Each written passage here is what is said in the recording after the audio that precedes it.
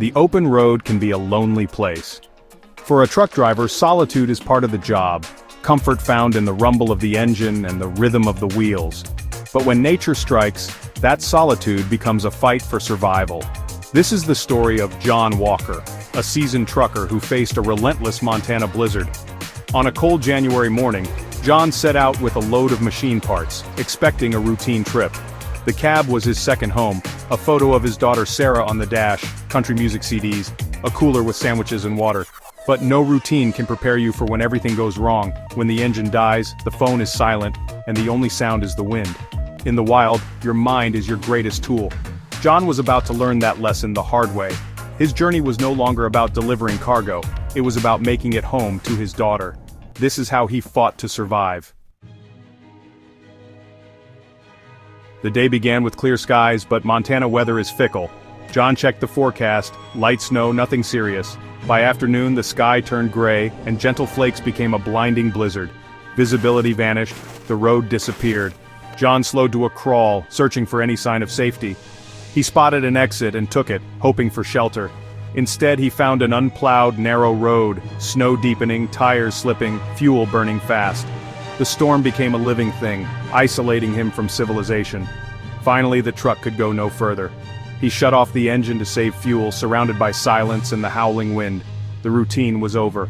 The fight for survival had begun. John was truly alone. Inside the cab, the silence was terrifying. John's phone had no signal, the CB radio only static. He was cut off, stranded in a frozen wasteland. He took stock. The truck was shelter, but supplies were meager.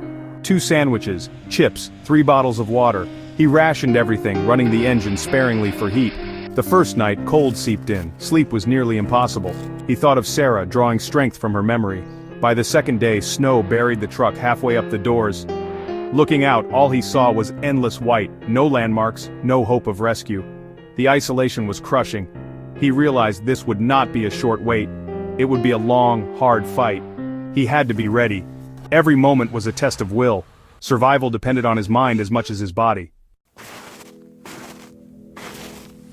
In the cold, survival means warmth and water. John insulated the cab with spare clothes and blankets, blocking drafts. He wore every layer he had, fashion forgotten. Water was scarce. He melted snow in a coffee can over the heater vent during brief engine runs. Food was rationed to half a sandwich a day. Hunger gnawed at him, but he focused on small victories, a sip of water, a moment of warmth. The world shrank to the size of his cab. Loneliness pressed in. He talked to himself and to Sarah's photo, promising he'd fight to come home. These rituals kept despair at bay.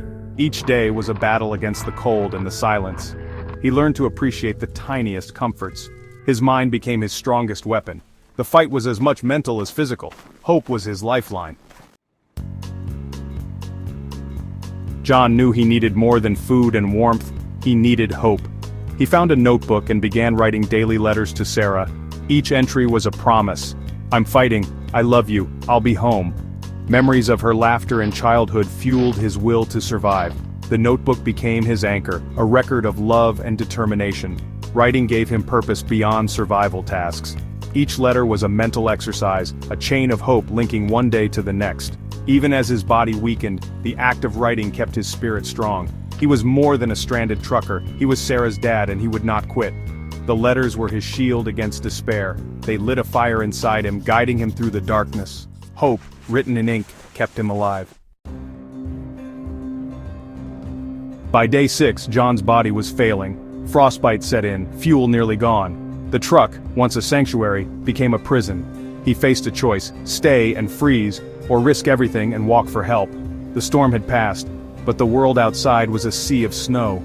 On the 7th day, with the last of his fuel gone, he made his decision. He wrote a final note to Sarah, tucked the notebook in his jacket, and gathered his last food and water. Pushing open the snow-blocked door, he stepped into the blinding white. Every step was agony, snow dragging at his boots, cold burning his lungs. He stumbled forward, guided only by hope and the thought of his daughter. "Sarah," he whispered over and over, a mantra, a prayer. He had no plan, just the will to keep moving. The world tried to erase him, but he refused to disappear. Each step was a fight for life. He pressed on, driven by love. This was his final stand. After what felt like an eternity, John heard a distant thumping, the sound of a helicopter. Hope surged through him as he waved his arms, desperate to be seen. The helicopter circled, then landed. Rescuers rushed to his side. He collapsed into their arms, the fight finally over. At the hospital, doctors told him he was lucky. Another day and he wouldn't have made it. The search team had nearly given up, but a glint from his truck's mirror caught the pilot's eye. In his hospital bed, John clutched the notebook he'd written for Sarah. He had survived for her. Recovery was long, but he returned to the road with a new perspective. He became an advocate for preparedness, sharing his story with other truckers. Survival, he learned, is about willpower and love. For John, that meant fighting for his daughter. His 7 days in the snow taught him the true meaning of life and gratitude for every second of his second chance.